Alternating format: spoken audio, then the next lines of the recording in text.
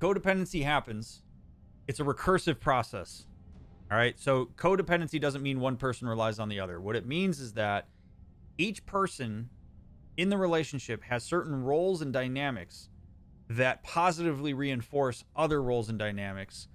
Thus, the relationship each person requires each other to sustain a certain thing.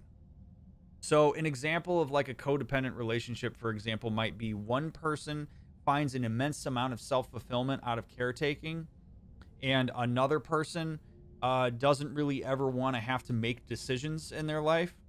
And so what happens is that sequence creates a codependent relationship where the person who doesn't ever want to make decisions is constantly sort of like deferring to the other person, and the other person gets to fulfill the caretaking role. That can be fine, but if all of a sudden something happens to the person in the caretaking role, the person who has to make decisions may all of a sudden be scrambled, and we have a whole bunch of issues. This is just one of an infinite number of examples of how codependency can develop. So codependency becomes very hard to disentangle because the functions build upon themselves and create that positive feedback loop.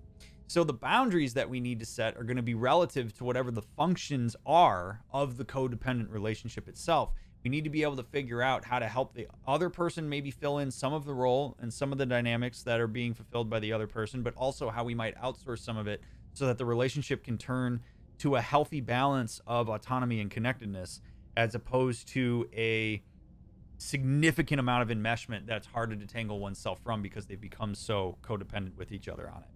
I hope that makes sense. It's a very complicated process, which makes it very difficult to move people out of.